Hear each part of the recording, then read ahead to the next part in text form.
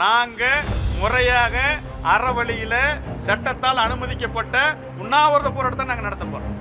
சட்டவிரோத போராட்டத்துக்கு நாங்கள் போக போகிறதில்லை. ஆக கண்டிப்பாக அரசு அனுமதிக்கணும் நாங்கள் நம்புகிறோம்.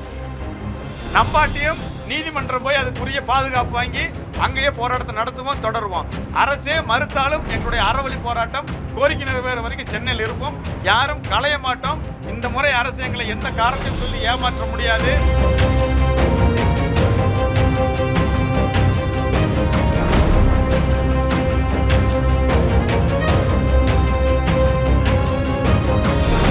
அனைவருக்கும் வணக்கம்.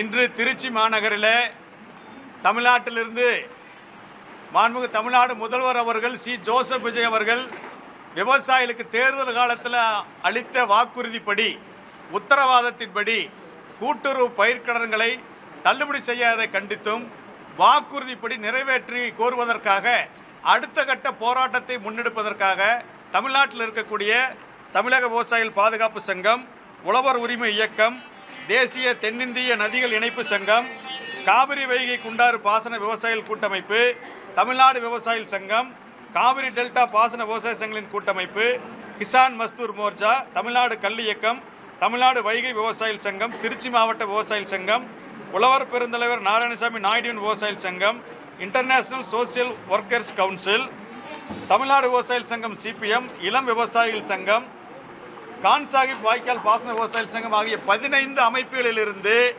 இன்றைக்கு இந்த ஆலோசனை கூட்டத்தில் கலந்து கொண்டிருக்கிறோம். வராத நிறைய விவசாய சங்கங்கள் எனக்கு கலந்து கொள்ள முடியவில்லை. அடுத்த நாங்கள் அறிவிக்கிற இயக்கத்தில் கலந்து கொள்வதாக தெரிவித்திருக்கிறார்கள்.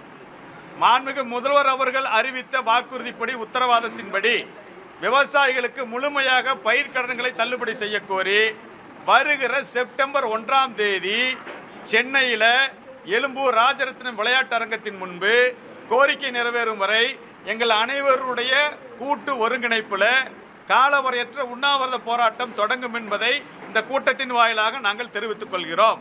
தமிழ்நாடு அரசு கொடுத்த வாக்குறுதி உடனடியாக நிறைவேற்ற வேண்டும்.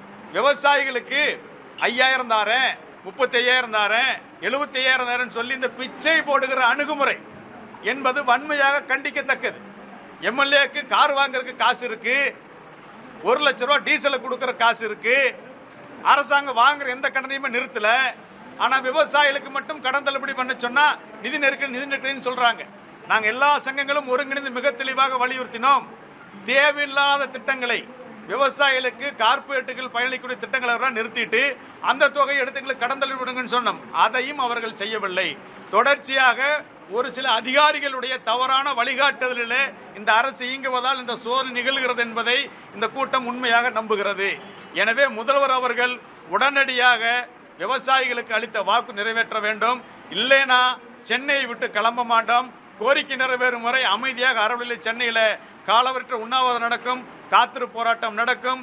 இன்னும் நிறைய விவசாய சங்கங்கள் வந்து கலந்து கொள்ள இருக்கிறார்கள் என்பதை இந்த கூட்டத்தின் வாயிலாக, செய்தியாளர் சந்திப்பின் வாயிலாக இங்கு கலந்து கொண்டிருக்கக்கூடிய அனைத்து விவசாய சங்க தலைவர்கள், சங்கங்களின் சார்பில் நாங்கள் தெரிவித்துக் கொள்கிறோம். சென்னையில் நாங்கள் தொடர் காத்திருப்பு போராட்டத்தை அறிவித்து பேச்சுவார்த்தைக்கு அழைச்சாங்க. 7ஆம் தேதி நாங்கள் எல்லாரும் போயிருந்தோம். 8 அமைச்சர்கள் வந்து பேச்சுவார்த்தை நடத்தினாங்க. எங்க கோரிக்கையில் பூரா கேட்டாங்க. கண்டிப்பா முதல்வர் கவனத்துக்கு கொண்டு போய் கண்டிப்பா உங்கள் கோரிக்கை நிறைவேற்றுறோம், நல்லபடியா செய்யறோம்னு சொன்னாங்க. ஆனா கடைசியில் வச்சு செஞ்சுட்டாங்க. ஒண்ணுமே சொன்னதை செய்யவே இல்லை. எனவே தான் இன்னைக்கு மீண்டும் நாங்கள் இங்க ஒன்று கூடி ஆலோசனை செய்து அடுத்த கட்ட இயக்கத்தை நாங்கள் அறிவித்திருக்கிறோம். குறைந்தபட்சம் ஒரு நாளைக்கு 2000 - 3000 விவசாயிகள் தினசரி பங்கேற்பாங்க. உண்ணாவிரதத்தில் முதல் கட்டமா 50 விவசாயிகளை எல்லா சங்கங்களின் சார்பில் காலவெட்டு உண்ணாவிரதத்தில் உட்கார வைக்க போறோம்.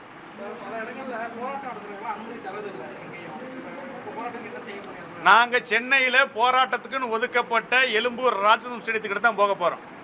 நாங்க போராட்டத்துக்குன்னு அனுமதிக்கப்படாத இடத்துக்கோ தலைமைச் செயலகத்துக்கு நாங்கள் எங்கேயும் போக போறதில்லை. போராட்டத்துக்குன்னு ஒதுக்கப்பட்ட இடத்துல நாங்க முறையாக அறவழியில் சட்டத்தால் அனுமதிக்கப்பட்ட உண்ணாவிரத போராட்டத்தை நாங்கள் நடத்த போறோம். சட்டவிரோத போராட்டத்துக்கு நாங்கள் போக போறதில்லை. ஆக கண்டிப்பாக அரசு அனுமதிக்கணும் நாங்கள் நம்புகிறோம்.